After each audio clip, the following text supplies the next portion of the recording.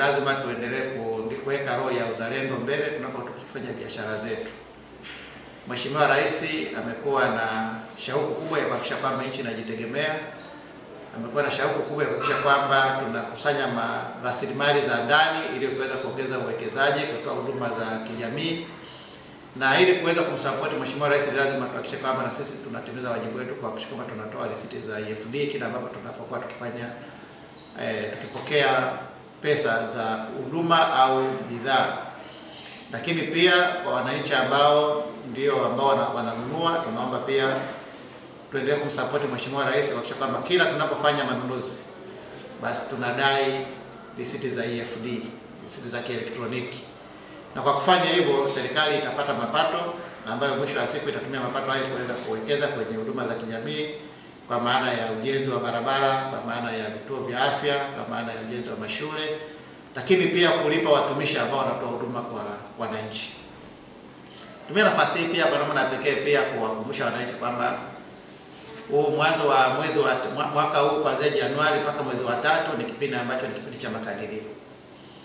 Kipindi cha makadirio ni muhimu kwa sababu kinaweka msingi wa kodi yako ambayo utaenda kulipa kwa mwaka mzima. Na kwa namna hiyo tunajua kwamba kuna wengi ambao bado hawajafika kwa ajili ya kukadiriwa, na mwisho wa makadirio ni tarehe 31 mwezi wa 3. Elimu ya kodi mlango kwa mlango ina madhumuni mengi. Dhumuni mojawapo ni kuhakikisha kwamba wafanyabiashara wanapata elimu ya kodi wakiwa katika maeneo yao ya biashara. Katika tukifanya zoezi hili pia tunatambua wafanyabiashara wengine ambao wanastahili kusajiliwa na kodi za ongezeko la thamani yani VAT. Na wengine pia kusajiliwa tu kuwa na namba ya utambulisho wa mlipa kodi yani TIN ambao hawakuwa nazo hapo awali. Kwa kupitia zoezi hili tunawaelimisha, tunawaelekeza jinsi gani ya kupata namba ya utambulisho wa mlipa kodi ambao kwa kutumia tu namba ya TIN, namba ya NIDA wanaweza kujipatia namba ya utambulisho wa mlipa kodi.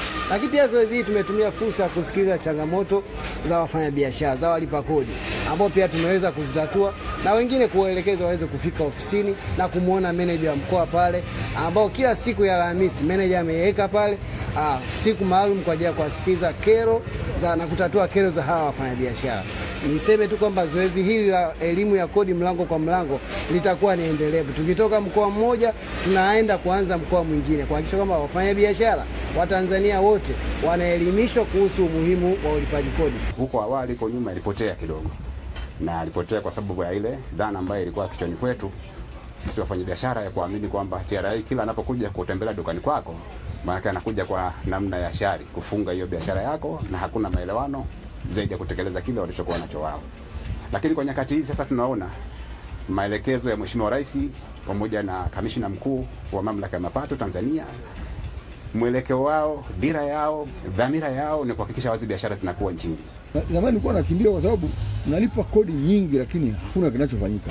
Lakini kwa kweli tunashukuru maendeleo hapo, barabara sasa hivi zimekuwa barabara zimetengenezwa, mashule hapo, hospitali zipo. Ukienda hospitalini unapata huduma zote za msingi zinazostahili, watoto wako shule wanasoma vizuri.